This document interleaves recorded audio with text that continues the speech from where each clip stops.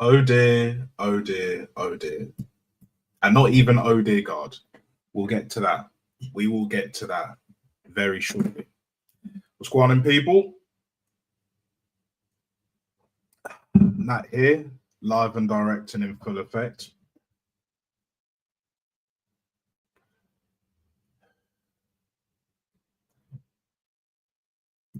To say that I'm pissed off about that result is an understatement. And I think probably for the first time in a long time,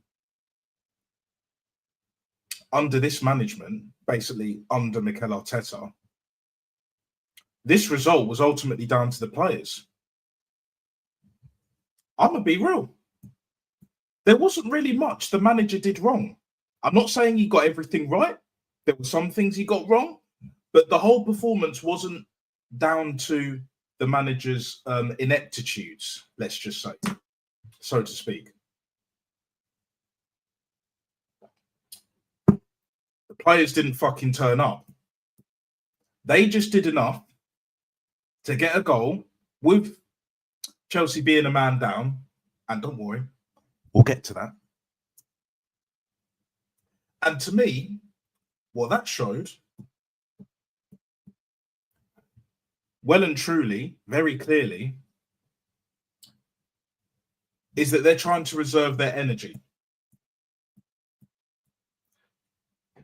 The fuel tank's nearly empty, people. In the end, that's what I got out of that game. Bukayo Saka saw 90 minutes plus. Why? My days, what are we doing here?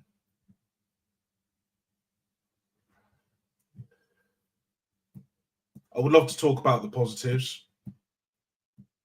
You know, like Esteval, stinker and hooked at halftime. Shock.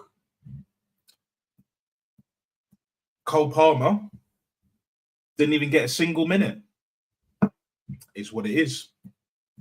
Martin Odegaard, not Wodegaard, not Odegaard, not fraud and deception guard, not even Nick and the living guard tonight. He was our best player. He only played like what, half an hour, give or take? Rah.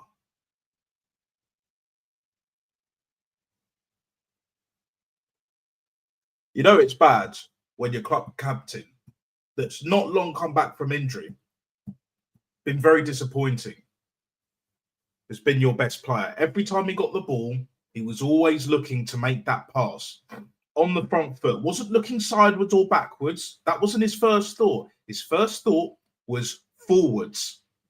But where was the runs? Where was the movement? See more movement in Madame Tussauds. R.I.P. Claude. If you know, you know, people. The fuck was that bullshit tonight? Let's be honest, right? I'm not the one to blame ref. But at the same time, Anthony Taylor had a generational shocker. If he keeps this up, he might as well retire. Don't even bother going on TNT and Sky Sports, mate. Mike Dean was bad enough. Fucking what's his name? Who's that fucking ref? Put it in the chat. That gave Nigel de Jong a yellow card in the 2010 World Cup final. That challenge, that kung fu kick on Xabi Alonso. The name will pop into my head at some point, but in the chat, let me know.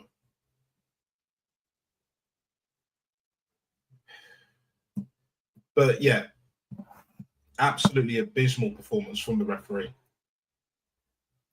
But he wasn't the reason why we didn't win that game. The players didn't turn up. And this is why stats, P&P, aka pace and power, is not the be-all and end-all. Odegaard is not really that quick. He's kind of quick off the mark, but he ain't rapid by any stretch of the imagination. He's not physically strong. You could argue he's not mentally strong, and he has shown them frailties, right? How come he was our best player? Not quick, not strong, a bit of tech, and he kind of showed it today. At least he was trying to get us moving forward. Madueke came on. I believe he came on the same time as Odegaard for Martinelli. And I know Martinelli didn't have a great game, but he was doing better than Saka. I was saying that like the 70th, 75th minute, Saka, you got to come off the pitch, mate. You got to get off the pitch. It ain't happening for you tonight. You went out on the left for about 10, 15 minutes or so, then went back on the right. Your best chance was a shot that you still kind of skied, but too much power, not enough placement. Just weren't happening. Max Dowman weren't even on the bench. Ethan didn't get any minutes once again. But at least Zubimendi came off, and he gave Eberezer like a few more minutes to try and rectify it, you know, because clearly Arteta was thinking more creativity, a man down, we're going to go for it. And to be fair, the manager didn't really do a huge amount wrong. A few things here and there, of course, but the players didn't step up.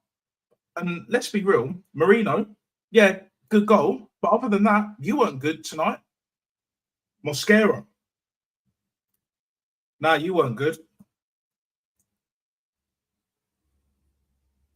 But Zubimendi, now you understand. Now you fucking understand, yeah, why this cunt pisses me off, why it bothers me. Dithering on the ball, getting caught out off the ball. To be honest, he was worse off the ball than he was on the ball. Hence why he got taken off. But even on the ball, it's like, other than Odegaard, none of the players were at it. They weren't at it. Conceded from a set piece, scored from open play. Ain't that a bitch? Ain't that a bitch?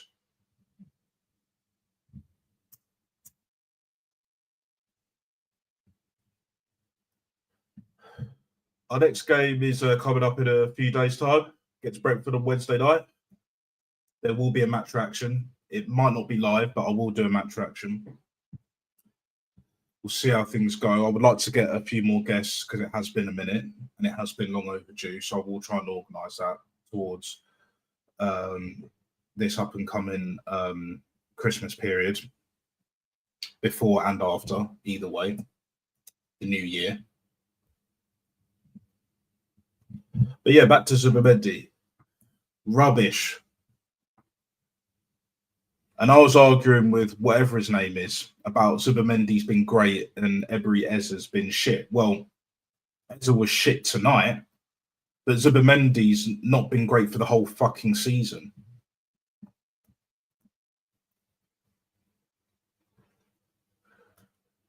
These players can't afford to coast. Now, this is more on the manager for previous games, but even more so previous seasons. But if we're just going on today's performance, that's mainly on the players. The manager didn't do much wrong. None of the coaching staff really did that much wrong. You don't see the cameras fucking panning to the set piece coach now, which is fucking good. I'm sick of all of that shit. None of us need that shit in our lives. We drop points. So we're like 5 points ahead of City, I believe, at the moment. But it puts us in a position now where when we face City away, we have to beat them. A draw ain't enough. We've got to beat Liverpool at home, which we can technically do, but it'll be difficult. We've got to beat Chelsea at home. We've got to beat Tottenham away. Now, Thomas Frank might not be manager of Tottenham Hotspur by the time we face them away from home, but even though it's only down the road, obviously. But yeah, we can't be relying on that. And it just goes to show as well that our top 6 record ain't as good as it was last season, and definitely not the season before that, and even the season before that. These players need to take a long, hard fucking look at themselves. Like, If we want to win major honours, if we want to win trophies this season, especially the league and Champions League, those performances can't fly. I don't care if you're fucking knackered. If you're tired, this is where the fundamentals, the basics kick in. I saw none of that today. Passing again, been saying it in previous games this season. Shocking. Missing chances. I did a bit more creativity with Erdegaard today, who again was my man of the match, and he didn't even start. How ironic is that? Anthony Taylor had a stinker. How ironic is that? It's almost biblical. Almost biblical. Now, I'm not going to be ranting and raving because even though I did predict a 2-0, how toxic and negative of me, I kind of knew it would be a stinky game. I didn't think it would be that stinky, like across the board. And I didn't think that the manager wouldn't be at fault entirely for this result. He only really takes... I'm even struggling to put a third of the blame on him tonight, really and truly, if I'm being honest. And I am honest. When it comes to this shit, for damn sure. This is mainly on the players. Trying to conserve energy for what? But it makes it harder on yourselves because then that means you have to turn up, beat the Brentfords, beat the Villas, home and away, because we're facing Villa home and away in the same month. So, like, what are we doing here? It's not looking good, bruv. It's not looking good at all. Like, I'm just sick and tired of, you know, these results popping up here and there. Season in, season out. It gets to a point where at some point we have to be singing from the same hymn sheet. I don't really want to hear anyone tonight solely blaming the manager. To be honest, it's more on the players. I've said it. It's documented now. We're live and direct and in full effect. Talking of which, don't forget to hit the like and subscribe. Still on the road to 100 subs. We will be there. Whenever we get there, most likely at some point next year, but soon coming. Soon come. But anyway, I will get into the comments right here, right now. Fatboy Slim Settings. I'm disappointed, man. I really am disappointed. What phase of Bath in exactly? And yeah, the Box are the best team on the planet right now. It's scary. Big up AK4P. Yeah. Big up Static. My fucking G, bruv. I'll contact you about doing a show together soon. Keep up the good work, legend. You're the legend, mate. But I appreciate that. As always. Yeah, drop points. We can talk about old Chelsea fans celebrating a draw. We know their standards have dropped. We know their standards have dropped. But fuck Chelsea, innit? It's about us. This was a statement game. And we failed. Oh, but we didn't lose. That's not the fucking point.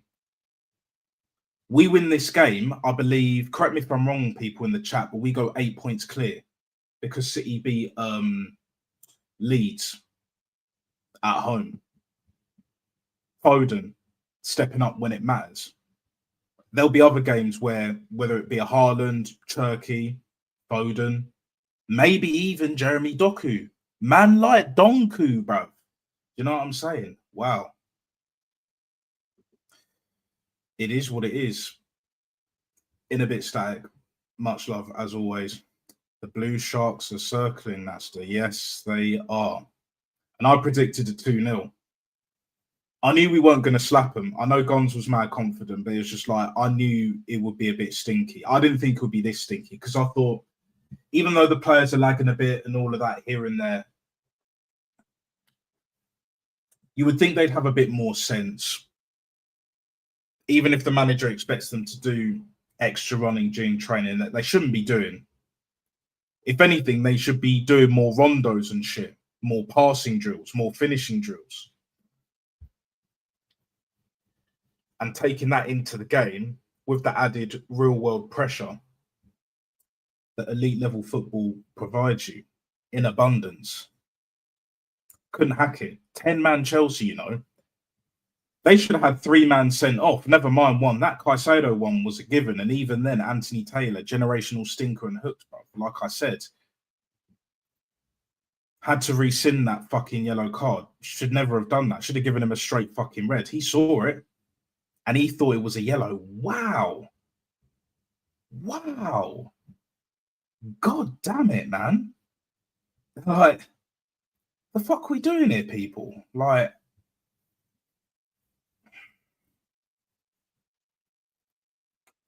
because now we're in a position where the games that we've notoriously struggled in the past, mid to bottom table teams, the Villas, we've got to face Newcastle at home. I think we'll beat them, but again, it'll be a tough game, and they're starting to get results as well. They beat Everton away at home. I believe it's their first away win of the season in the league. So it is what it is, people. It is what it fucking is, cunt. But this is where we're at. Making it harder for ourselves. Back once again, bruv. Back once again. It's like, what do we have to do to remind certain fans, certain members of this fan base, to not get overly gassed? Be gassed about the performance. I was super duper gassed about Tottenham, but I wasn't saying we were going to win the league off of that. I was loving it. I was super chuffed against Bayern Munich, but I wasn't saying we're going to win the Champions League. My MO was consistency, bruv. And we weren't consistent. We dropped to stinker. If the players are struggling to hack midweek games already, all this walking about playing the U-shaped football, you should be doing that in training with even less effort. No flying challenges or anything like that. People talk about intensity and mentality. The intensity should be on the pitch. There needs to be more players like Eden Hazard in terms of just like, you leave it all out on the pitch. When it comes to training, just relax. Take it easy, recover, rest, chill. Enjoy your time with friends and family, all your peers at work, even though it's nothing like most workplaces and all that shit. It's a privilege. It's an honor, really and truly.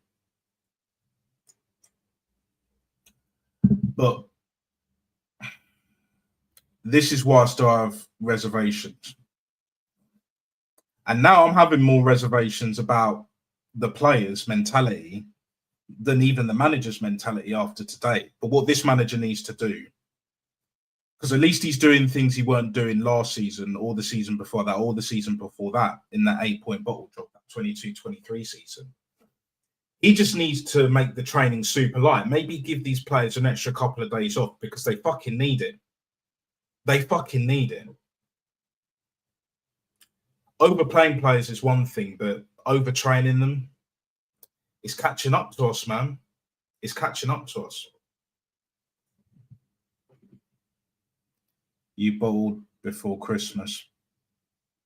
We'll see.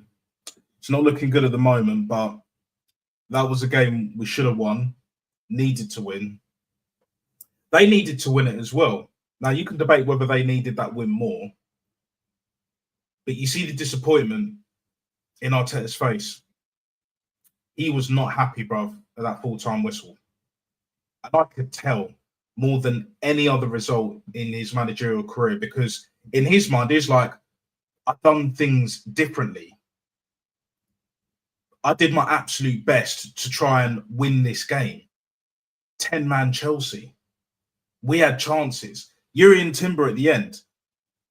Despite all the praises that we give you, that I definitely give you, you should have ducked for that header. In other words, left it for Gyökeres. Because if Gyökeres gets his noggin on that ball, we win the game. We snatch it at the death. But the drama. No drama tonight, boys. Not on our end, anyway.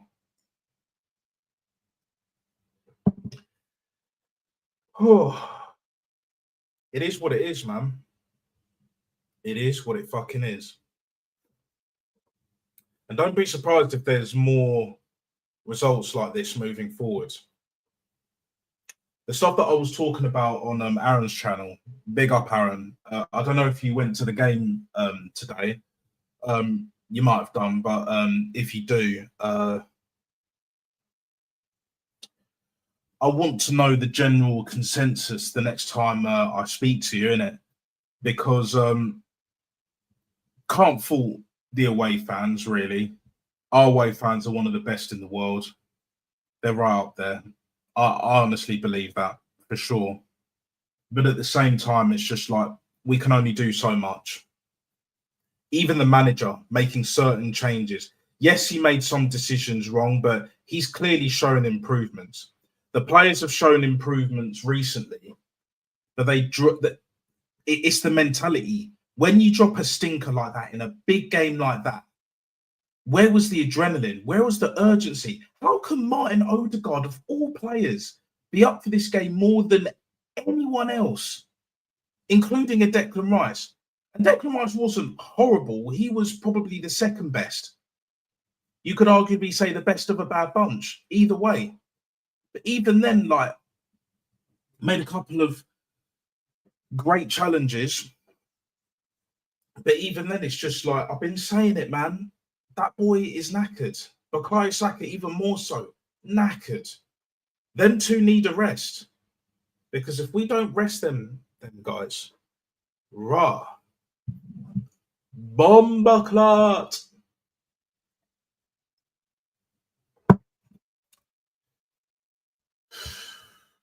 It's looking real peak right now.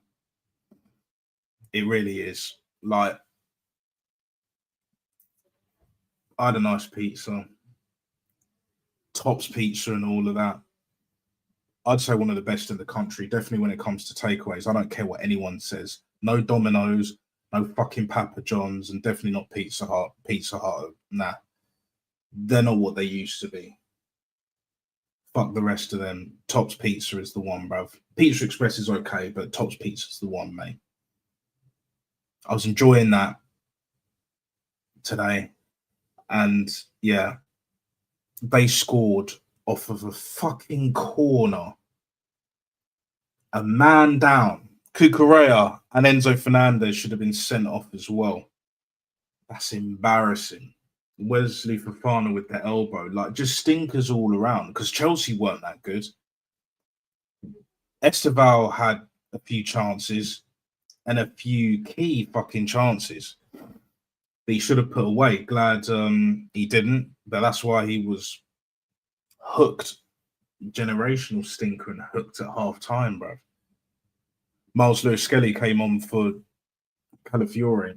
He didn't do too bad, but again, it's just like, what are we doing here, people? What are we doing here? Limp Bizkit, fucking hell, bruv. You're a cool guy, AK, but like, allow it, innit? Allow it, bruv. Allow it. A local pizza joint is better than Pizza Hut, Domino's, and Papa John's. 100%, bruv. Tops Pizza is better than all of them, bruv. All of them, bruv. They're all around the country. Wales and Scotland, I believe. I think there might be one in Belfast as well. Correct me if I'm wrong, but like, yeah, Tops Pizza is the one, bruv. Tops Pizza is the one. I'm amazed, as far as I'm aware, they don't have like a major sponsorship deal with like a football league club, like even like a championship club or a premiership club. You know what I'm saying? Because Domino's, Papa John's, Pizza Hut, they're washed, bruv. I remember when Fulham had the Pizza Hut logo. But that's when Pizza Hut was dope, bruv. You know them restaurants. I think you even had like certain places like you could do like the drive-through in it or something like that. And then you'd had the buffet, or you could eat buffet with all the salads and the pastas, mate. Unrivaled. I don't think there's many Pizza Hut restaurants left. I think they're all just takeaway. They're literally all just takeaway, trying to compete with Domino's and Papa John's, but it's just like they're struggling with that. And you're right, they are overrated. They're all overrated. Tops Pizza gets slept on way too much, bro. I think I've technically invested. I've bought so many pizzas, bro, in the last like, oh, what's his face? In the last 4 or 5 years or so, man. I was living in Worthing at one point. There was a Papa John's down the road from where I was living at the time. But there was a Tops Pizza a bit further ahead. I should have gone to that Tops Pizza. That would have changed my life, bruv. Changed my life. Because Papa John's weren't doing it, bruv. It weren't doing it. Yeah, exactly, man. And let's be real. People say, oh, yeah, but certain pizza chains and chicken joints, burger joints, and all of that, everything's expensive, bro. You can say they're expensive, but everything's expensive. But the mad thing is, Big Macs don't even cost what they used to, bro, 10 years ago. Never mind 20, 30 years ago, bro. And I wouldn't be in a Mackie D's anyway, not anymore. Like 2025, I'm at that point now where I'm done with Mackie D's. I don't care. I'd rather a meal deal from Marks and Spencers and that, or just from the whatever brand petrol station, whatever shop is in that petrol station or whatever. I'd rather that. I'd much rather that, because yeah, I don't usually get that hungry anyway. Even if I'm stoned off my nut, like I don't really get that hungry. So it takes more than a minute. Let's just put it that way, you know. But either way, bro, it's just like, for me, yeah, everything's expensive, man. Inflation. And the Papa John's, the Pizza Huts, and the Domino's, they're more expensive than the Tops Pizzas. And the Tops Pizza's ingredients, for the most part, are fresher anyway. And I think they'll get to that point where they'll be getting a few more chains around the country. I want run down the road from where I live. Thankfully, there's one not too far away from where I live. But yeah, it is what it is. Oh yeah, you're watching the Napoli. Big up Gianni, you know, the Napoli fan, and Shane. I think they're still live because Shane's doing a watch along because he's a Roma fan. That's his was it European team, or at least his Italian team? Either way, Gianni's team is definitely Napoli. So, but you guys are aware. Big up AFC 87 as always, my guy. Big up, big up, big up. Napoli are ahead. Nice one. Yeah, I'm not even just saying this, but I reckon Napoli would be like my team. You know, you got Diego Maradona, South Italy. It's warmer, proper Mediterranean vibes. You know, football heritage, right by the sea, and that, like, beautiful place. I'll definitely go there at some point. That's for damn sure. What an absolutely shit show. Embarrassing. Yeah, embarrassing, man. Girona ahead as well. Yeah. Barca won the other day. Oh, who did they play? Because I saw that game. It was is it Valladolid or some shit? I think it might have been Valladolid, or like might have been Osasuna. I can't remember. And Real Madrid are losing. Wow. This is where we're at. I'll tell you what, I'm going to speak upon the Bath game very briefly. I know Todd, in the chat earlier, mentioned about, what phase of Bath in South Africa. They absolutely battered Wales, bruv. They absolutely destroyed them. Absolutely destroyed them.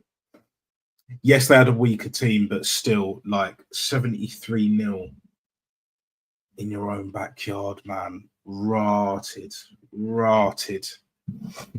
I know Wales are trying to come back, but yeah, man, like what are we doing here? What are we doing here? And then Bath did enough, got Finn Russell, Ben Spencer, Henry Arundel, bruv. Got the burners, doesn't he? I really wanted him to play and start. Should have started for me against the All Blacks and Argentina, to be fair, but he improves defensively. I think he will be in there, but I think he should be in there anyway. I would sacrifice the defense for what he brings in attack, 100%. Just like with Marcus Smith. The only problem is with Marcus Smith, George Ford, especially in that All Black game against New Zealand, was superb. He was man of the match. It's actually hard to displace George Ford right now. I can barely fathom it myself. I don't want Marcus Smith at fullback. I'm sorry. Freddie Stewart, Fairbank. We've got Elliot Daly back, so he needs to be at fullback. I don't want Elliot Daly on the wing. I know he can play there, but if you're not gonna play him at outside centre, if you're not gonna play him at 13, play him at 15, fullback. That is it. Those are the only two positions. Freddie Stewart is an out-and-out fullback. I like him.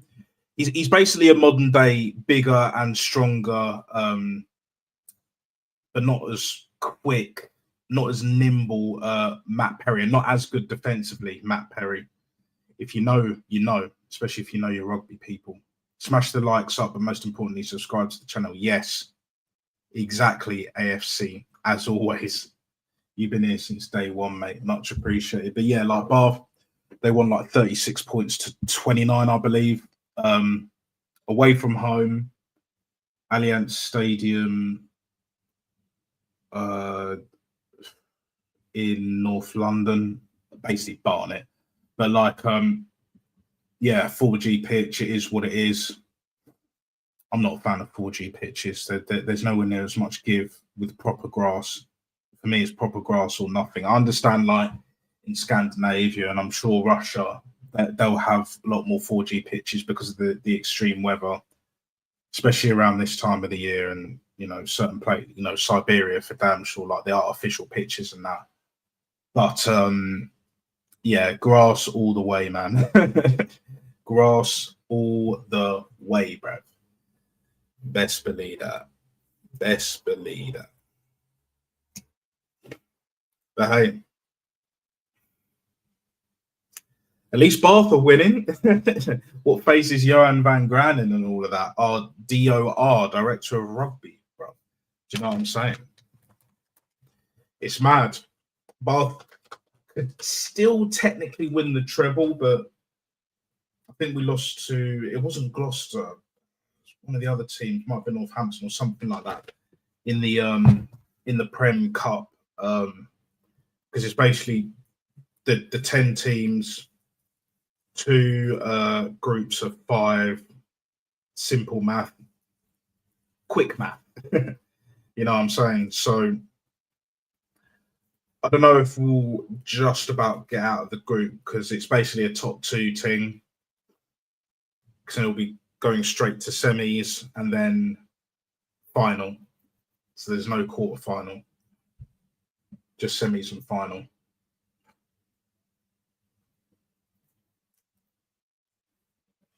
It is what it is. In the European Cup, I think it will be tough, much tougher than the Premiership, but as long as Bath keep most of their star players fit, I don't see why we can't win that this year. It will be a lot tougher, of course, but we won the Challenge Cup, the European Challenge Cup last season. I reckon we can win the Heineken Cup, the Champions Cup, this time around, for sure. Big up Central, man. Big up, big up, big up. Been a minute, innit? Always a pleasure. You know what I'm going to do? I am going to send out the link. If anyone wants to have their say. Just make sure mic is on and face cam and good to go, innit?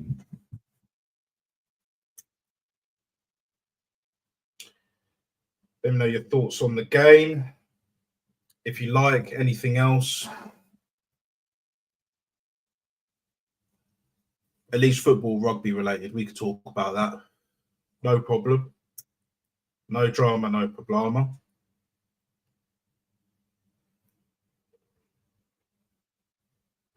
Nah, AK, if you want to jump on, innit? I'll bring you into the stream, no problem. Because you boys won yesterday, innit? So, yeah, feel free. I'll invite you in. The link is all there. Right here. So, it's open to all, man, pretty much. Coolio. Wagwan, AK. What you saying, man? 3-point collectors, raise your hands if you have got 3 points.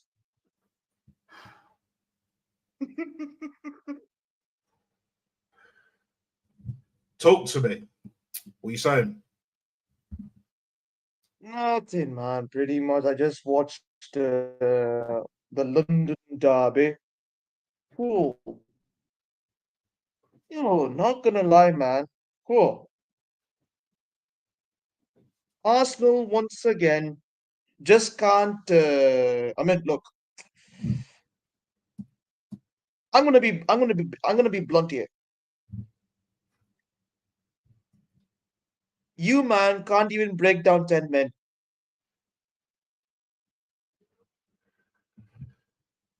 Which is embarrassing. It was a joke, mate.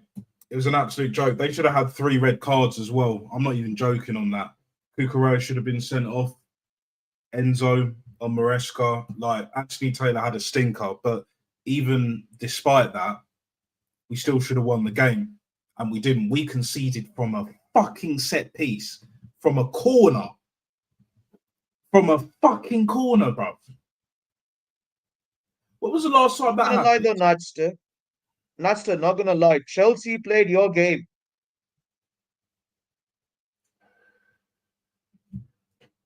To be honest, in certain elements they did, but they weren't that good. We were just shitter, but not so shit that we didn't lose the game. Because if we lost that game, especially with Caicedo being off and he should have been sent off, I don't know why Anthony Taylor thought that was a yellow. Howard Webb, that's his name. That's his fucking name. No problem, bro. Yeah, that was his name, Howard Webb. He was the referee that booked Nigel de Jong when he should have been sent off in the World Cup final of 2010 when Spain faced Holland. Yeah, it smacks of that bullshit. But despite all of that, we still had chances. Despite all of that, Mikel Arteta, for once, isn't solely to blame here. Hardly. If I'm being honest, there wasn't much he did wrong. Should have put Ethan on for Saka. Should have bought Max Dowman. He should have been on the bench. You could have bought him on for Saka. He decided not to. But what I want this manager to do right here, right now, Fatboy Slim settings, is to drop Zubimendi. He needs to be dropped. Now, I don't want Norgard seeing any more minutes other than 3rd round against League 2 opposition. And even then, I'd be concerned, bro. Do you know what I'm saying? I'd be really concerned. We need a midfield signing. That's what this game showed me. And also, we need cover at left back because Calafiore is 1 caution away, 1 yellow card away from suspension. Plus, he's injury prone. He can't stay fit all season. We all know that. Miles Lewis-Skelly ain't a left back. He's a midfielder. Hincapié can play there, but no Saliba, no Gabriel. We struggled. We struggled big time. Midfield, wide open, because Zubimendi off the ball was an absolute disgrace. Hence why he got subbed off for Ødegaard. Ødegaard was our best player. I don't care what anyone says. He was our best player. He played, what, half an hour, if that? And he was our best player. Every time he got the ball, he was trying to move it forward. Where were the runners? Where was the movement to create the space, to be free from the opposition players, to be unmarked, so to speak? There was none of that shit. Trying to play it out wide and bomb the balls in the box. That only worked once today. That was Marino goal, and even Marino weren't good. Even Marino weren't good. He should have come. Oh yeah, sorry. I'm back, by the way. So sorry to interrupt, yeah, but I'm back. You mentioned about Marino, yeah. Look, apart from that equalizer, he was absolutely shit. Not gonna lie. He was absolutely shit.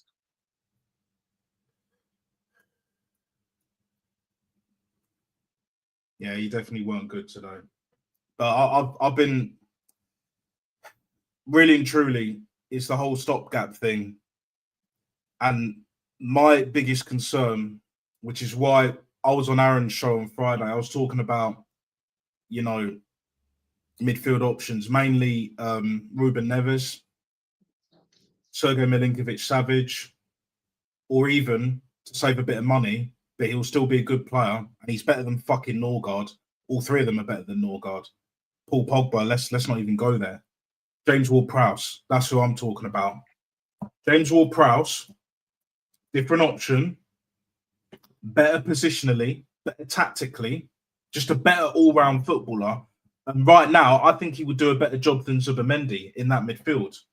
If you're not going to put Ødegaard next to Declan Rice. Because in that game, when Ødegaard came on, Ebery Eze, who had a stinker, and then he got hooked in the end. Martinelli got hooked, which I could see why he weren't great, but at the same time, he was not worse than Saka. Saka was poor, man. Saka was poor. It just wasn't happening. The first few minutes, he was flying ball. Not I don't know how many chances. I don't know how many chances he had, but absolutely piss poor. He was just skying those balls over the bar just for fun. Like he didn't even give a shit. And Natster, I want to make this very clear. Foden scored the late minute winner to get us the 3 points last night. And Saka today, absolutely poor. I don't want to hear any single comparison being made tonight. No, I am not hearing it. To me, it was never close. As footballers, it was never close. Like, when you look at touch, when you look at dribbling, technique, you know what I'm talking about, AK. Just as an all-round footballer, fuck the GA, because I don't run the GA bollocks. Phil Foden is clear, and he's on form now. He wasn't the last year or two, but even then he was still a better footballer. Bukayo Saka ain't been performing, but the main reason, yes, he has limitations, and I like him. I do rate him, but I don't rate him to the point where everyone else does. Like, oh, he's this. Yeah, of course he does have limitations. I agree with that.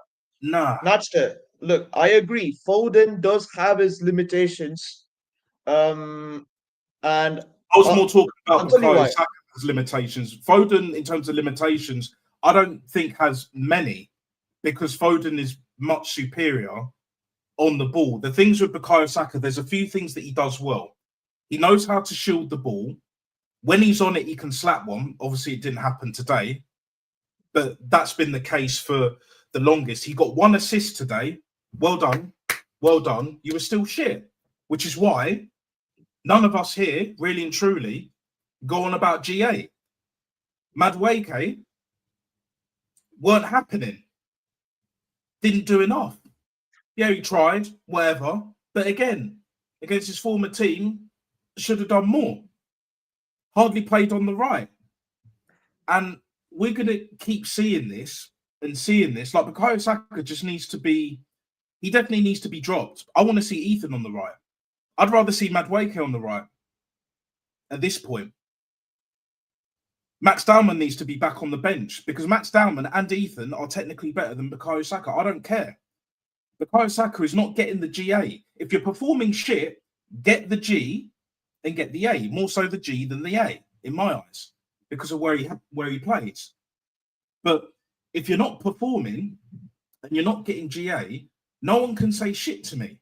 No one can say shit to anyone else. Man City fans, Chelsea fans, even Liverpool at this point, and they are dire. And never mind Man United and Tottenham. We've got Villa coming up.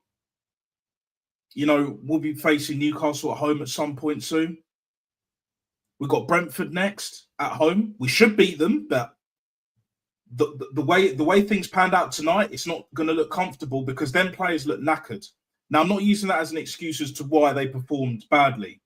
Same with the referee having a stinker. But at the same time, this game, if you're tired, the adrenaline needs to be kicking in. Do you know what I'm saying? I'm sure there's been plenty of times when Man City have played Liverpool, or even more so Man United. Regardless of how shit they've been the past few years, they still get trophies over the line. And the City players are knackered, you know, with how Pep plays, you know, running and all of that, tracking back, being in certain positions here and there. But yet they find an extra gear, bit of second wind, third wind, whatever. That's the bare minimum. You know, like when Guns was saying about Bukayo Saka last season, Real Madrid and Fulham, that was second wind. Saka doesn't have that anymore. The gas tank is damn near empty. He needs to be taken out. Taken out of the first team. He needs to hold bench. Declan Rice. He needs a bit of a rest as well. But the problem is when you make certain signings or you don't sell the dross, i.e. Havertz and Jesus, and you bring in Norgard, and Arteta is ruining, he's going to start to rue that Zubimendi signing, relying on him, because it ain't working. In his system, it's not working the way he wants it to, because off the ball, he is a liability. On the ball, he's a liability. You saw that against Tottenham. You saw that in parts against Bayern Munich. Yeah, we won both games comfortably in the end. More so the Bayern Munich game when I talk about that. But we need a different kind of foundation that when the likes of not just Gabriel but Saliba are out, that we can weather the storm. I was saying that when I was watching the game earlier. Can we weather the storm? We're playing shit. We're tired. We're trying to find that second wind. It's not happening. So how do you get that goal? Well, number one, you don't concede when you're down to 10 men. I don't give a fuck if it's from a set piece. I don't care if it's from a penalty. Thankfully, that didn't happen today. But we still conceded from a set piece. That doesn't happen often to us. That's the most disappointing thing. And we score from open play. Saka gets the assist. Well done. But other than that, did fuck all. Marino, other than that goal, did fuck all. Getting the odd fouls here and there is not enough. You're not linking play like you were a couple of games ago. You're not affecting the game. You're not even trying to do what Erdegaard did, trying to get in those pockets, try and get in those positions and look after the ball. Oh, yeah. Nadster. I need to talk about Fraud Guard for a minute. What the hell was he doing on the opposition's box? Man spun like a Beyblade. Usually, I would be cussing him, but not tonight. Not tonight. That's how concerned I am. When Odegaard is your best player on the night, you know it's bad. You know it's bad. Because I'm not the one for saying, "Oh, at least he tried," but he was the only one that I could see that was actually trying to affect the game. And yes, he did hold on to the ball for a little bit longer than I would like, but at the same time, I'm not one of those fans that just ball watch. I'm seeing who he's trying to pass it to. There's no other options than even pass it sideways or backwards. Whereas before, he would go into certain positions and you could tell that he's hiding. He didn't hide tonight. But again, I don't want to see that just in one game. I want to see that in every game. But the only reason why he's doing that is because he knows his position's under threat. We need competition. We've kind of got it for the most part, other than a few other places, like, for example, Zubimendi, Norgard. We don't win anything this season. Those two signings have cost us. The Norgard one for sure, but even the Zubimendi, because you don't need guns to tell you he ain't all that. I've not seen him as much as Lee Gunner has, but even I could tell you Zubimendi ain't what you think he is. He's not Rodri. He's not anywhere near Xavi Alonso as a player, and that's the most accurate description. Like, what does he do? What does he do on the ball? And what is he doing off the ball that's making us better? Because I don't see it. I was arguing with a fan like last week or so, you know, talking about, oh, Ez has been worse than Zubimendi. Based on what? Even before Eze scored a hat-trick against Tottenham, first player to do that since 78, by the way, in the North London derby. Zubimendi's been suspect for weeks. Other than a couple of bangers against Forest at home, that was months ago, a couple of months ago. What has he done? 75 million. Or, well, no, not 75, it's like more 60 million. Where are you? They need some help from you now. 75 grand a week. That might even be too much for him. That might even be too much for him at this point. I've been saying this for weeks. This guy is suspect. Chelsea weren't even putting that much pressure on him. Tottenham were putting more pressure on Zubimendi than Chelsea did tonight, even before Caicedo got sent off. That's embarrassing. Like, that is embarrassing. I'll tell him to go back. Natster, you know what's embarrassing? Liverpool were actually in for Zubimendi. He was actually supposed to. He was this close to signing a contract with Liverpool, but I think Liverpool dodged a bullet. I feel. Looks that way. Really does. Like, that guy will cost us this season if Arteta keeps playing him week in, week out. He will cost us. You know what, Natster? Once again, once again, your fan base never learns. They never learn. I keep saying this. They never learn.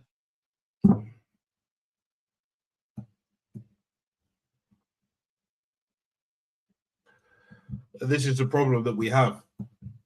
They overdo it. If you want to be gassed about the Tottenham performance, cool. I was super gassed. But they ruin it, whether it's Hooks, whether it's a Gal, whether it's Christian, Stricto, Fan Zone D, whoever it is, right? I don't care.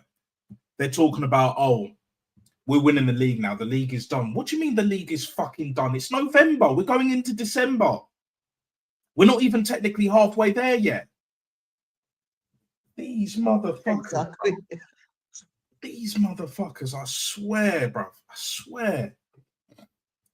There's no foresight and there's no insight to their reasoning. Where is their reasoning? Where is their logic?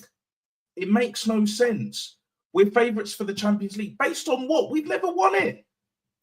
How many times have you tried to attempt to win the Champions League?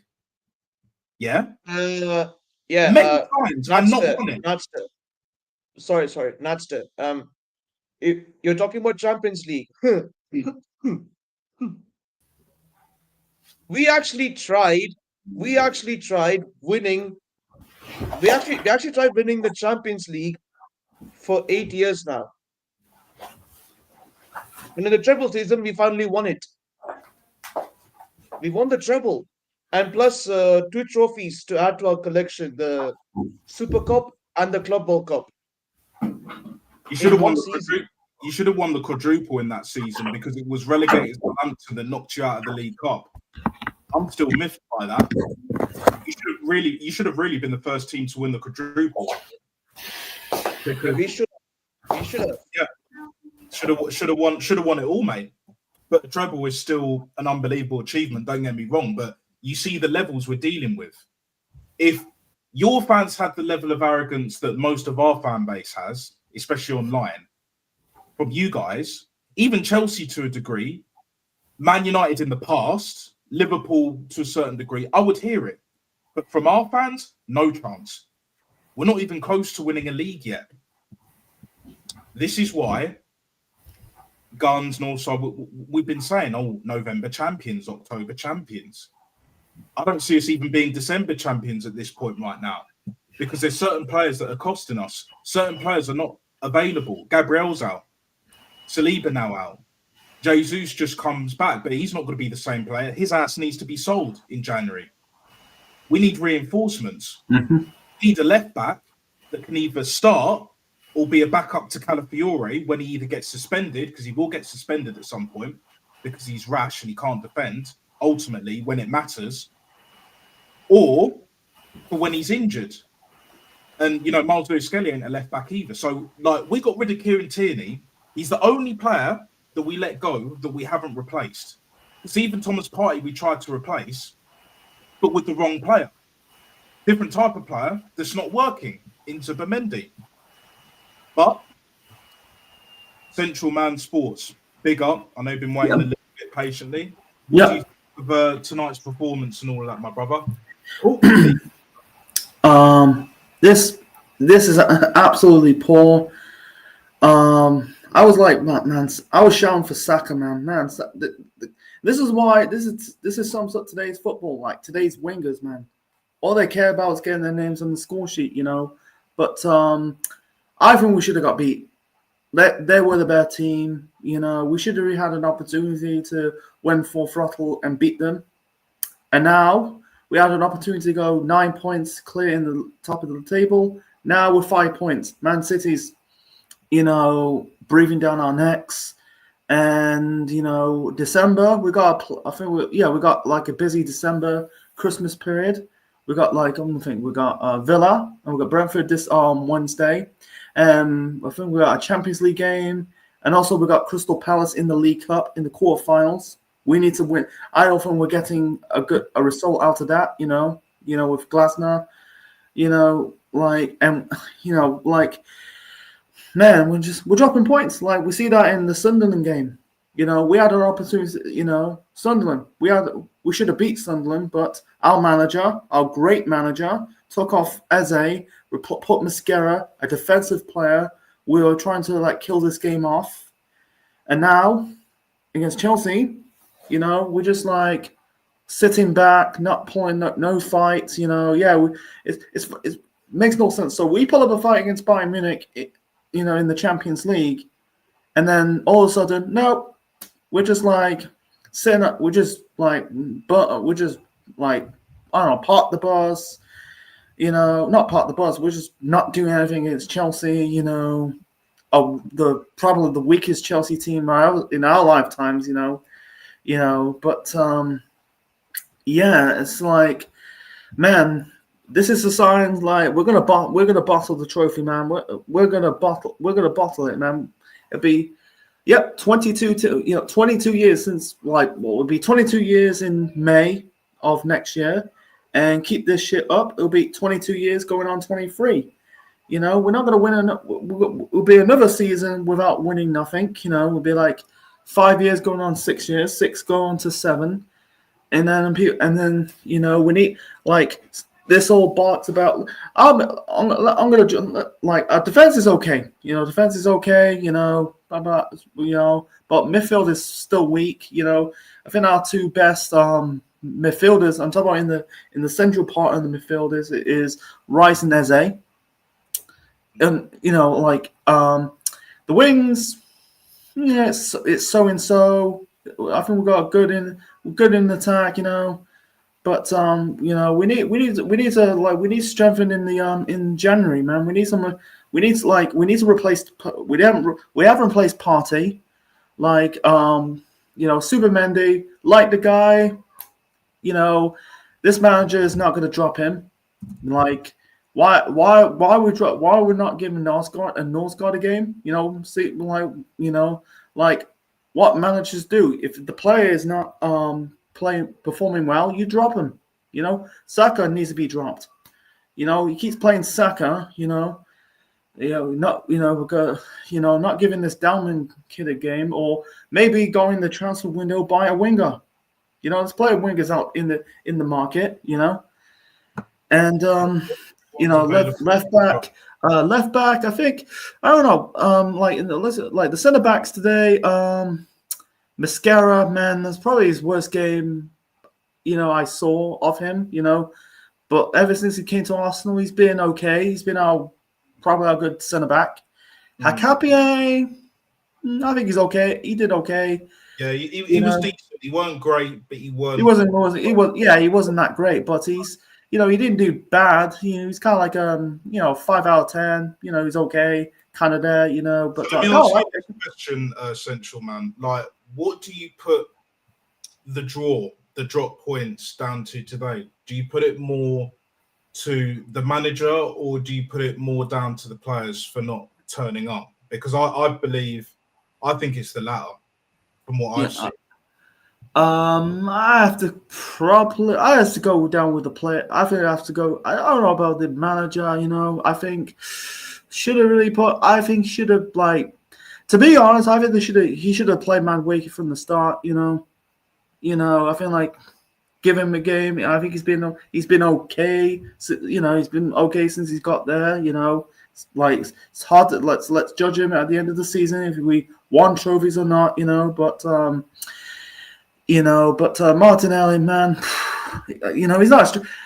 Martinelli's not. He's not a winger, mate. He's a striker, man. If I can see that, and some Arsenal fans see it, why Arteta is not seeing it? I know you got Gyökeres, but Moreno, yeah, he scored the equalizer. He's just like, was he done before that? I don't know. Yeah, but this manager, this is what it is, Central Man. Like this manager, even though he's not to blame solely for tonight's performance, he'll still revert back to type on certain things, like playing Saka for 90 plus minutes. Should never have happened. Mm-hmm. He should have dropped Zubimendi today. I would have risked even playing Ødegaard damn near the whole game, or at least taking him off after 60 minutes and putting Ethan in midfield, or even dropping Ebriezer, because when Ødegaard came on, from what I saw, basically Ødegaard was in the number 10 role and Ebriezer was playing like the 6, whereas it should have been the other way around, because Ødegaard in our own half, in and around the centre of the park, he looks after the ball well. But the thing is, he had a bit of vim in his performance. I'm not going to say he was amazing, but the fact that he was my man of the match, he was the only one that was trying to drive it forward. Madueke was as well to a degree, but like he ran the ball out. Again, like technically he ain't it. But like with Ødegaard, there's always a little bit something there. But my thing is with this manager, like reminiscent to sort of like Wenger days, he's putting trust in certain players that are going to let him down, buying certain players that he didn't need to.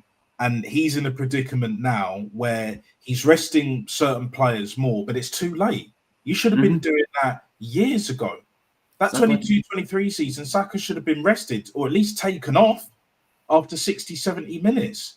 The boy's being run into the ground. He plays 90 minutes plus for Arsenal and England. Declan Rice as well. It's an absolute fucking shambles. And we're at that point now where Arteta's not solely to blame, at least for this game, but because of the poor decisions that you've made in the past, it's catching up to you now. Exactly. And this is the time where he has to win. this was a must-win game of all must-win games to make a statement. And the fact that you made that point about, it's going to be even more of a difficult task to beat Palace in the League Cup, even at home, especially after they battered Liverpool. I'm inclined to agree with you more now. Whereas before I was like, yeah, it won't be an easy game, but we'll have enough to get over the line. I'm not too sure now. Even with Gyökeres coming back, even with Ødegaard back, Jesus, but again, Jesus needs to be sold. Dalman absent. Ethan didn't get any minutes tonight. Like, if you're not going to go strengthening the transfer market, internal solutions. Yeah, He's got to find a way. Change formation. Why not go 4-4-2? Especially when we have the ball. If you want to keep Mourinho on there, have a Martinelli up front with him. Or Gyökeres. Exactly. We still have options. Even though we have injuries, like if you have injuries at the back, you have to be a lot stronger going forward. And we weren't. We couldn't break them down enough. We had the momentum and we just let it fizzle out. It just died. Like when you light a match or you click your lighter and then you just let it go out. That's what happened. That's what happened to us tonight. It like for me, I don't see how this manager, with all the poor decisions that he's made, even with Berta coming in, Michele, who was Napoli's head scout and all of that, he's our new Diamond Eyes now, basically. Another Michelin tap. Yeah. So we're at that point now where Arteta has to deliver, but the players have to deliver as well. But the players are knackered, and the players being knackered is down to the manager. Yep. And tonight he didn't do much wrong, but he didn't get it pretty much all right either. So we're always falling short when it matters, and we still got to play Villa, who are on form. They're not scintillating, but they're finding a way to get a result. They're finding a way to win. Granted, they only won 1-0 against Wolves, but they still won. Man City, me and AK were talking before I brought you on here. Phil Foden, finding form, good time, and I believe he'll continue that. And there'll be a level of consistency. The ability is unquestionable. But again, when Haaland ain't scoring, he steps up. When Mourinho ain't scoring 2 or 3, who's stepping up for us? Bukayo Saka ain't doing it. Martinelli ain't doing it. No Trossard today. He's another one that we missed. Not just Gabriel Saliba. We missed Trossard. And this is the problem. This is the problem that Arteta has created from previous seasons, previous games, previous poor decisions, poor recruitment. There was no need to buy a Norgard in the first place.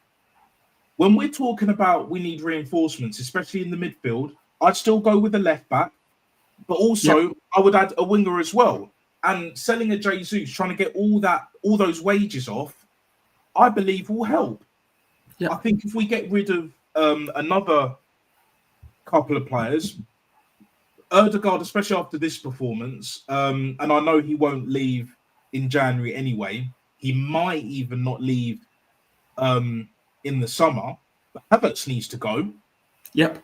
Like at this point, if there's an offer that comes in for the likes of Mourinho, Calafiore, if we can loan out Norgard in January because he's not getting hardly any minutes because Arteta's realised that he's fucked up with that one, like he did with Sterling last season. Yep. Like he did with Jorginho the season before that and all of that shit.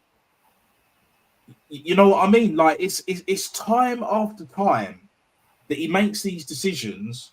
He spends all this money. It's just like, oh well, at least I tried. At least I tried, and all of that bollocks. You know what I'm saying? He can't keep getting away with this. Yeah, exactly. You know what I'm saying? Yeah. It's like, I feel like, they're just giving Arteta the free pass, like this whole thing, like Caicedo. I'm gonna go like Caicedo. We had an opportunity again, Caicedo in January of 2023. I think the fan base. I think they listen to the fan base. They're acting like accountants. it's too much money. It's too much money. No, we're rich. We're the richest. Well, we're probably one of the richest club in this country. We probably got a Caicedo. We probably, we bottled. If we had a Caicedo in January of 2023, we probably won the league. We probably won more trophies now. Then we probably won the Champions League. Win the league in 2023. Win the league title again in 2024. Won the Champions League. We'll probably won something with Caicedo. Bryson Caicedo. That'll be a good partnership. But not. And now, they're gonna. My fear they're gonna fuck up the transfer window again in 2026. And and then I don't know.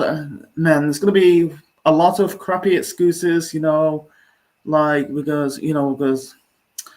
why we can't got this player. We're linked to this player. We don't even want these top gunners don't want. We need to strengthen. We need a left. I think we need a left back. Calafiori. He's good. He's good in attack, but he can't defend.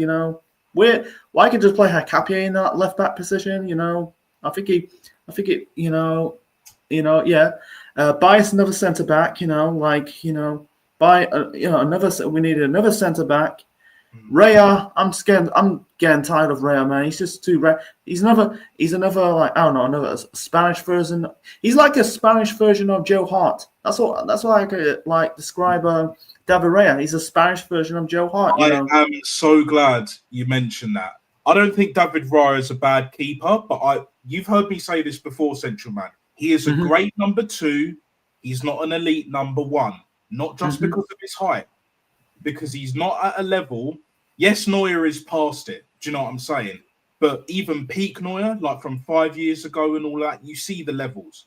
Donnarumma, you're seeing the levels. What's his face? Alisson, even though he's mad injury prone, Liverpool struggling because he's not in the net. Partly, that's not the only reason, but you're seeing how much they miss him. And then you've got fucking what is it? At Atletico, you got Jan Oblak. Oblak. He's the one. And because we got Berta, Berta's got some big ass decisions to make. Yeah. He's got the bollocks to do it. But Jesus is number 1 to get out the door.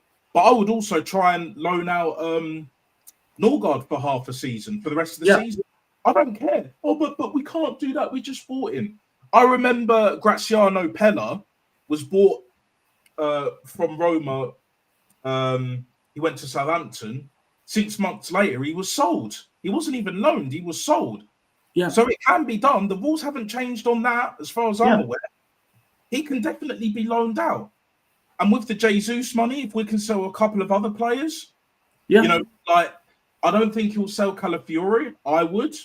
I don't think he'll sell Marino. I would. Odegaard's going to stay till the end of the season, but I would take the captaincy off him. Yep. Because it's weighing him down. Even though he stepped up today, it wasn't enough. It is what it is. The irony in that, our best player tonight, club captain, but it's still weighing heavy on him, and it's still not good enough for us to get the win. It's funny how things work out, mate. And the bottom line is that people will look to Berta, people will blame Berta, but at the same time, we give praise where praise is due. Yeah, I've given Arteta giving him his flowers tonight, because what he did well was he made certain decisions that he wouldn't have made last year, the year before that, or the year before that. Taking Zubimendi off. But now he needs to grow a big pair of bollocks and understand that if he really wants to win the league, if he really wants to win the Champions League, he's going to have to start playing players that are in form. Yes, Trossard's out. Yes, Gabriel's out. I don't know how long Saliba's going to be out for, but I have a feeling it's going to be for a few weeks. And you're going to see a struggle big time. We'll struggle against Brentford. I think we'll, in the end, get a win. It'll be by 1 goal. It'll probably be a 2-1. Maybe even a 3-2 might be or 1-0. But for me, Berta's got some big decisions to make. Yeah. We need more players out first before we bring anyone else in. And Jesus is number 1 because of them ridiculous wages. I would add Havertz to that as well. If you're going to keep Marino up front and then have Martinelli as a third choice striker, cool. We get rid of Havertz. That's 280k there or thereabouts off the wage bill. Jesus 265. That's over $500,000. $500,000 off the wage bill. Who else was yeah, I think that's about it in terms of like if we got rid of them two, we bring in a left back. We can also bring in a centre back with that money. Yep. Plus, we can bring in a midfielder and a winger. Maybe not Rodrigo level, but we could bring in someone like a Conceição that wouldn't cost as much as a Rodrigo. Do you know what I'm saying? And they'd be more, because Juventus aren't going to win the Champions League, not anytime soon. Like their squad ain't good enough. But Conceição, and he can play on both wings as well. Yeah. And it would raise Madueke's game. It would raise Trossard's game when he comes back. And Bukayo Saka's as well, even though he's hanging on a thread, living off a fucking prayer. Best believe that. Do you know what I'm saying? So what is that? That's basically what 4 signings. I was going to say 3, but with the centre back, it's 4 because we've got 2 currently injured at the moment. You know, even with the squad depth, the best defence in the league, you know, and this is why I don't believe we're going to break Chelsea's record, defensive record. Even if we do, we'll end up winning the league. That's the mad thing about it. And the team that wins the league will end up conceding a few more goals, like 19 or 20, but they'll outscore us in the end. Probably Man City. At this point, Chelsea aren't good enough to win the league. No, they're not good enough. They won't win the Champions League because when it really matters, Maresca ain't. He's not that guy. He's not that guy. Because Conference League, I said they would win it from the start. Yeah, I was and they hoping did that Real Betis would win it, but they just fell off in it. They couldn't hack it in the end. Chelsea just overpowered them. The one that I didn't expect them to win was the Club World Cup. But for me, that's as far as this manager goes.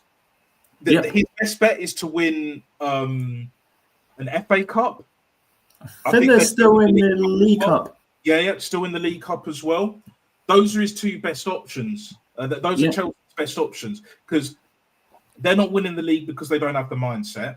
So it's really, truly between us and City. Liverpool, they've lost too many. They've dropped too many points. Villa are on a great run, but I don't see them. You imagine like Emery manage, but I don't think it's going to happen. But going back, the Premier League, Arteta needs to bounce, bruv. Unless he wins the Champions League, Emery wins the Premier League, we win nothing or just an FA Cup and or League Cup. He needs to go. And I'll be going back to Chelsea. I don't think they got good enough players to win the league. City, I think they drop points. Unless the only way we're going to win this league is not dropping more points. We've got to keep on winning, be on a 12 point gap, not an 8-point gap, not a 9-point gap, a 10 to 12 point gap. I don't think we had that in a long time, we need to stop selling we need to start selling players, I think Jesus, like the guy, but that our manager killed him, he needs to go. Norgard is a waste of time. I don't hate the guy. I think it's just like, I think it's a bit pointless. Sorry to cut you, Central Man, but when you're crying about, I made a Champions League appearance, I think it was against Bilbao, he came on for the last 5 minutes. I'm sorry, but not sorry at the same time. You can't be at our football club if you're doing that shit. That smacks of Marquinhos. Do you remember that? When he was crying? Oh, yeah, Marquinhos. And that was the fucking Europa League. Why are you crying about playing in the Europa League? Why are you crying? Yeah, he scored a European goal. It's like... He scored one goal for Norwich on loan. Nah, bro. Keep it to yourself. Don't go out. Don't do this on like the whole world you're watching. Let's go back. Jesus needs to go. Norgard needs to go. Calvi, I don't think Calvi will. He'll probably go next season, like the summer of 2027. And also, why are we giving Saka the captaincy? What the hell is that? Why you give it to Rice? Rice, baby. Rice, baby. The guy's a captain. You can prove that he won the Conference League. The Conference League with West Ham. This is the problem with the captaincy. Now it's a prop. It's just basically just like picking random names out of the hats. You know, you need to prove to be a captain. You know, It's like Saka's not a captain. I have to be real. It's like our captaincy is like the Bible for mega churches. If you know, Yeah. you know. Do you know what I'm saying? It's an absolute disgrace. It's a shit show. It's a fucking circus. Now, AFC 87 always big up, my G. I had to put this up there. We need to sign Semenyo in January. Our left side stinks. I agree, our left side stinks, but I wouldn't take Semenyo. I wouldn't. Yeah. Even because think about it. Hang on. Think about this, right? How much is he going to cost? What, 50 million? Even more than that? I'm not paying 60, 70 million for Semenyo. I'd rather spend 80 million on a Rodrigo. Yeah. If we're spending 60, 70 on Semenyo, why not get proven, fuck Premier League proven, but just proven, won it all, apart from a World Cup and maybe a Copa America. No, I think he's won a Copa America, but hasn't won the World Cup. Like, why not go get him? Why not get Conceição at Juve? He's much better. You know what I'm saying? That there are far better options around Europe, even around the world, than a Semenyo. Mad overrated. He's all right. But remember, I saw the Bournemouth game. I saw the Man City Bournemouth game. You know what he did in that game? Fuck all. Fuck all. After that game, I was like, I do not want him at our club because he can't hack it. You think he won't do that if he's wearing our colours? Let's say, for argument's sake, we get him in January. Because when do we face you lot? When do we face City? At your in April. April? Yeah? Yeah, April. I think it's 18th of April, something like that. Man City. 18th of April. Yeah. What do you think he's going to do? He's going to do nada. He's going to do jack shit, mate. You know that, AK. I know it. At the Etihad? Let's see. Like, I don't... Not mate, at the Etihad, yeah, let's see. I don't think it will happen, but we don't need a Semenyo, man. Like, look at like Liverpool and Real Madrid. Like, Real Madrid signed that Hysén, whatever his name is, can't pronounce his name. He's done nothing. He's done shit at Real Madrid. Kirkes, what's he done at Liverpool? Nada. You know, I don't want a Bournemouth player I don't want a Bournemouth player, man. Like, people hyping up this what's his name, Justin Kluivert. What's he actually done? Nada. You know, but he's only there, but people hyped him because he's the son of Patrick Kluivert. His dad won a Champions League. The guy, he's won trophies at Ajax. You know, I think he's won trophies at Barcelona. You know, he's done it. He's done it in two big clubs in Europe. His son, what's he actually done in his whole career? No, nothing. Went to Roma, done fuck all. I think Roma binned him. Now he's at Bournemouth. You know, they done bits. You know, I know they're not going to win out. You know, it's just, you know what it is, man. You know, he's like, they know they're not going to win anything. I'm not going to go into that. You know, but you know, why? Yeah, I feel like, I don't know. I would rather bring Hatem Ben Arfa back out of retirement. Hatem Ben Arfa. If he's still playing, fair play. But I'd rather Hatem Ben Arfa right now than that fucking Justin Kluivert. That boy is garbage, mate. Garbage. Yeah. Purple patch, not as bad as Semenyo, but again, it's just like, it just smacks of overrated. We know Garnacho's is shit, and that was proven today as well. Yeah. Wasn't the worst I ever seen him play, but at the same time, it's just like typical. Esteval, well, that went fucking well. He's shit. Yeah, it's just like, for me, there are options, but at the same time, most of our fan base don't know ball. They don't know shit. I'm not saying I watch all the other leagues, because I don't. I mainly watch highlights, but a lot of these players that I've mentioned, I've seen before. We've seen Conceição run rings around us when he was at Porto. We know how sick that boy is. You've got Pedro Gonçalves, innit? I know he can play out wide, but he's more of a midfielder. I would bring him into the midfield instead of fucking like Zubamendi. And he would have cost at least 10, 15 mil less. Yeah. For Pedro Gonçalves, I'd take that. Exactly. Summer rather than Zubamendi, but again, this manager will live and die on that. He's still living and dying on fucking Havertz, that fucking donkey. Yeah. He's still living and dying off of that bullshit. Now, Norgard. And you can add Zubimendi to that list as well. This manager is ruined, even though he's shown signs of improvement, he's ruined past errors, past mistakes, poor decision making on and off the field. You cannot go a whole season without being unpunished when you haven't recruited well enough. When you're not playing well and you need a player, that bright spark, the light bulb guys. Do you know what I'm saying? Let's Yeah. go, guys. Do you see a duck? Do you see a duck or a rabbit, guys? Let's go, guys. Do we want to play in the Champions League? Do we want to play in the Champions League? That fucking bullshit. But yeah.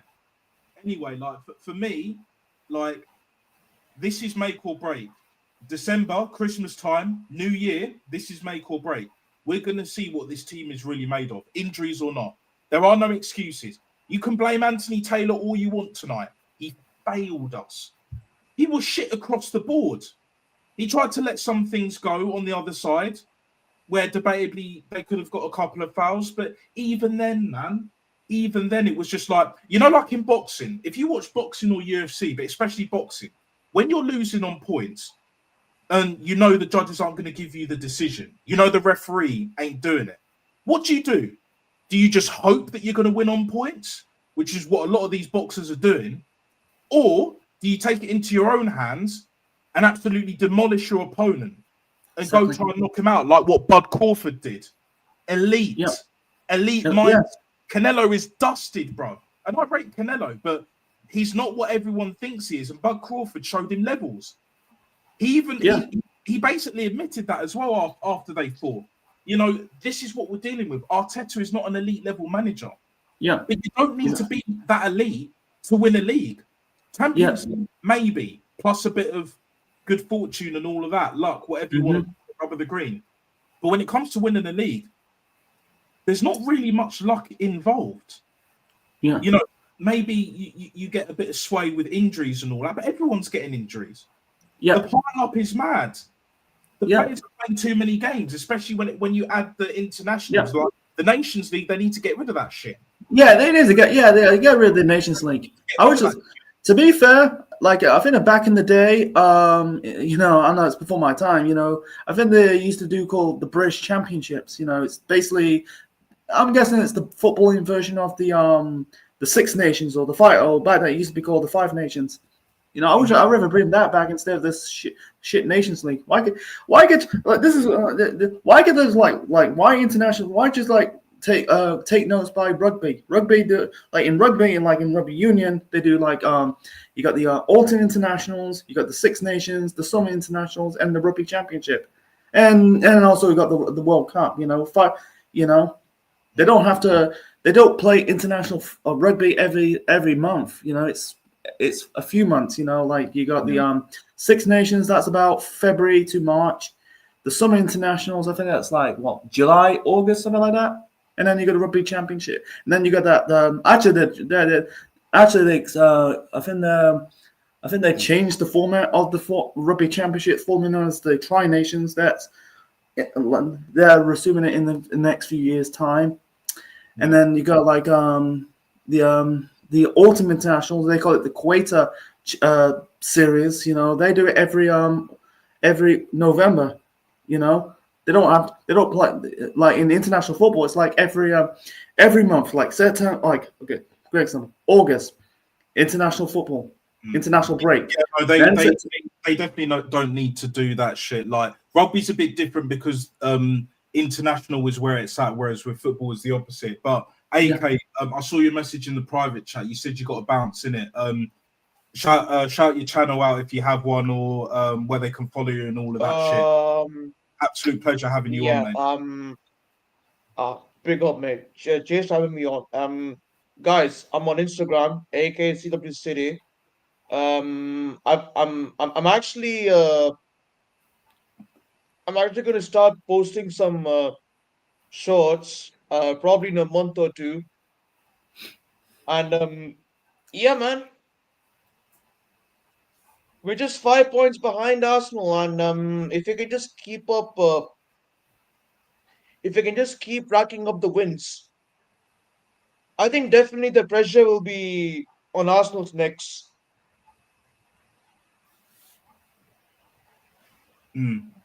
Yeah, just was it what I can do is if you put your Insta like in the private chat or put it in the regular chat so people can follow you on Insta, innit? I'll put it up. Nice one. Nice one. Coolio, and here we go. So it's at this. Hang on, where's the at button? There we go. Yeah. So go follow AK, absolute legend as well. It's the first time I've had guests for a while. Wasn't expecting it because usually when I've been putting the link out, no one's joined, but it is what it is. But yeah, much appreciated. Actually, what I'll do as well. Actually, I'll just put this in. Put this in, and yeah. So basically, yeah, this is AK's Insta. Go follow that. Go check that out, and YouTube as well. Looking forward to seeing them shorts in a few months' time, innit? But yeah, big up, all the best. The Blue Sharks are serving. We will see, brother. We will see around Appreciate late March. March. And before I go, sorry, mate. Before I go, fraud guard, you're the biggest fraud. Yeah, don't you ever, yeah, and I'm especially talking about these top gunners tonight. Don't ever mention fraud guard to Kevin De Bruyne ever again. Never do that. Because today, he's poor. Yeah? And Saka versus Foden, we all know who's clear. Philip Walter Foden. And I'm out. Big up, AK. Much love. All the best. I'm sure you're going to have a very good evening. Sunday night, chilling and all of that. Much love. But yeah, it's probably the longest stream I've done in a while. I'm going to wrap this up shortly, but what I do want to ask you, sort of kind of a final couple of questions. Basically, how do you think the Brentford game is going to pan out on Wednesday? You know, it's going to be shown on TV. Wednesday night, I'll be able to catch it after work. That'll be fun. But yeah, how do you see that game going, especially after this terrible result tonight? Against Brentford, I think we'll probably still win. I think, like, you know, like with Brentford, they're doing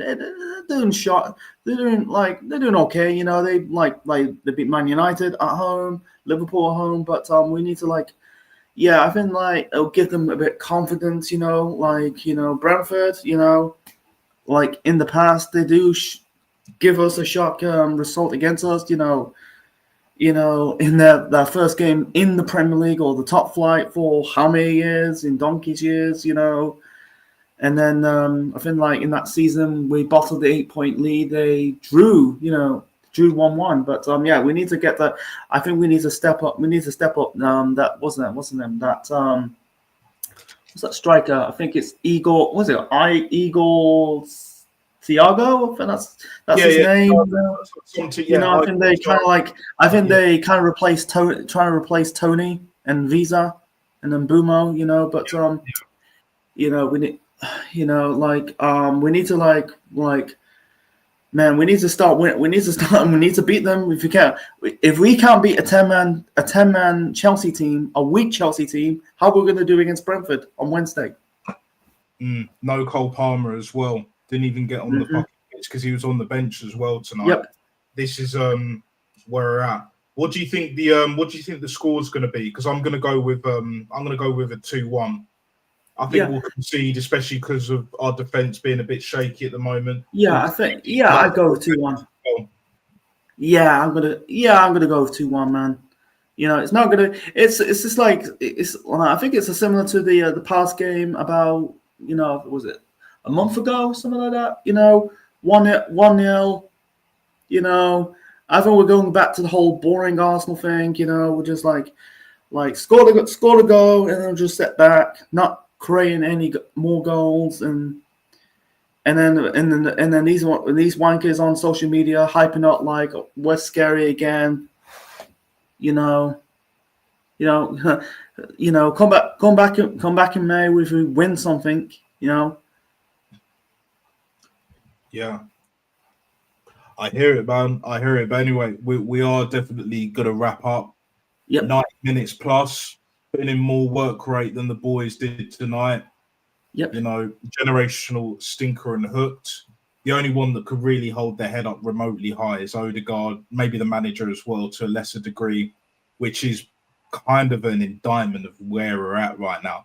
Oh, but we're still 5 points ahead. Yeah, how long do you think that's going to last? Yep. Yeah. Them blue sharks, them cunts are right round the corner. Yeah.